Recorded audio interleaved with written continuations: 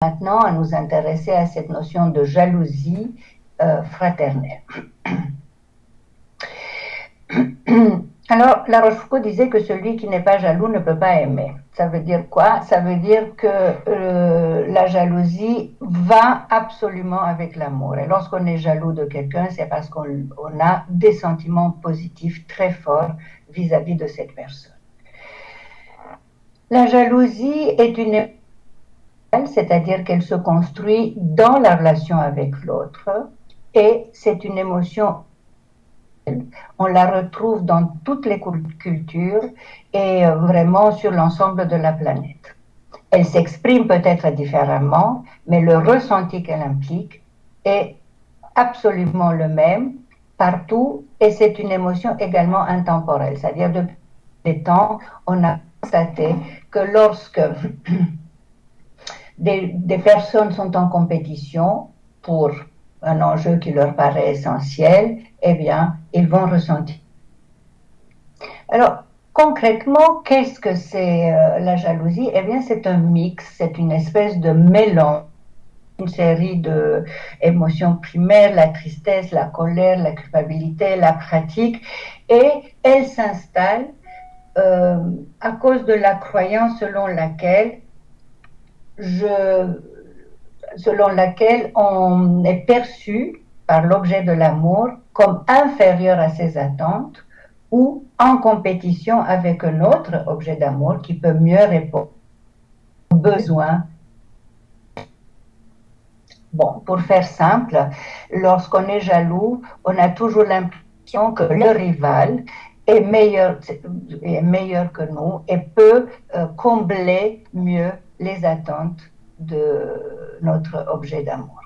Ça veut dire qu'au niveau intellectuel, ça implique une comparaison en sa défaveur qui est en fait permanente.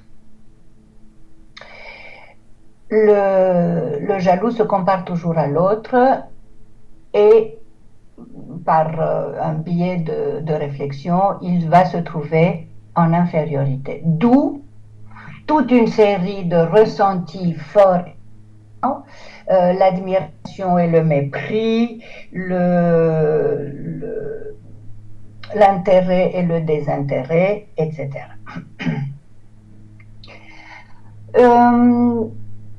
D'une manière générale, absolument tous les enfants sont jaloux à un moment ou à un autre, donc c'est une donnée de base. On ne se demande pas est-ce que cet enfant va être jaloux de son frère ou de sa sœur. On va partir de l'idée qu'à un moment donné, ça va s'exprimer et que c'est comme ça.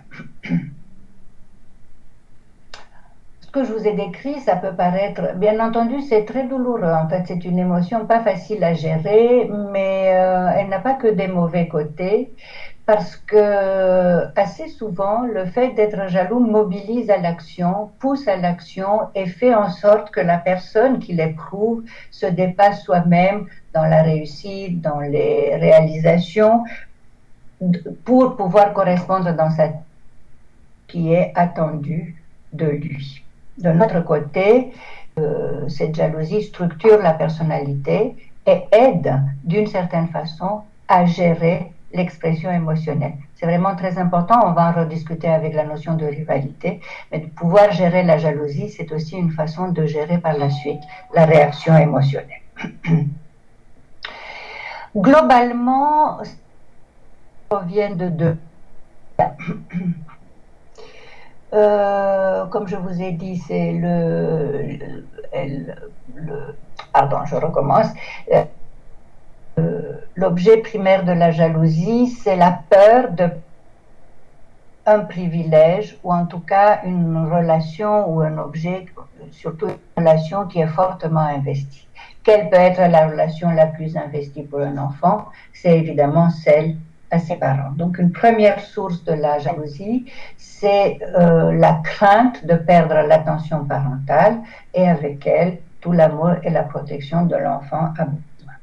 La deuxième source, c'est l'idée que l'autre, puisqu'on a parlé de comparaison, la deuxième source est celle dans la tête de l'enfant, de se dire que parce que je suis moins intéressant, parce que on m'accorde moins d'attention, je vais subir des injustices et mes parents vont être plus intéressés par l'autre et lui donner plus qu'à moi. Donc c'est vraiment le sens et c'est la lutte contre le favoritisme dans laquelle va s'engager le jaloux.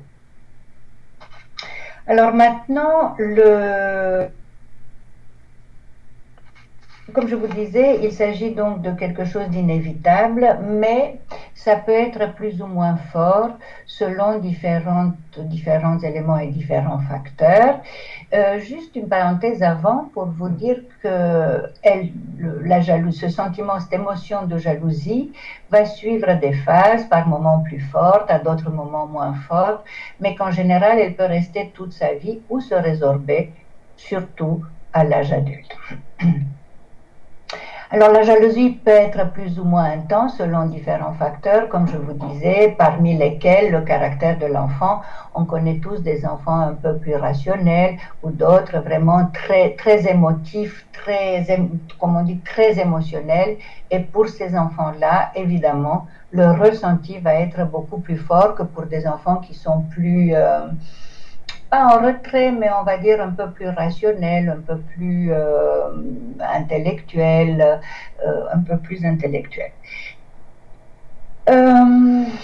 Bien entendu, plus les frères et sœurs arrivent, plus l'écart d'âge entre les frères et sœurs est faible, plus l'âge est important parce que l'enfant se rend compte que c'est presque un lui-même qui arrive dans la famille. Au contraire, lorsque l'écart d'âge se creuse, celle-ci devient moins intense, voire s'il y a 10-12 ans d'écart entre les enfants, elle a lieu d'être puisque les privilèges et puisque la relation avec les parents n'est vraiment.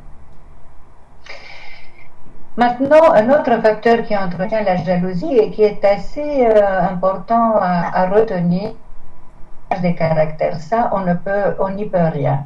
C'est-à-dire, soit les enfants s'entendent parce qu'ils s'accordent, parce qu'ils ont des intérêts communs, parce qu'il y a une alchimie qui se passe entre eux, soit ils ne s'accordent pas, et s'ils ne s'accordent pas, la jalousie va être d'autant plus forte parce qu'ils ne vont pas se reconnaître l'un dans l'autre. Enfin, les réactions parentales sont aussi très importantes. Et lorsqu'un couple, mettons à l'arrivée de notre enfant, traverse des turbulences, cette mésentente peut créer une jalousie chez l'enfant, chez les autres enfants qui ont l'impression que c'est l'intrus qui a apporté le couple.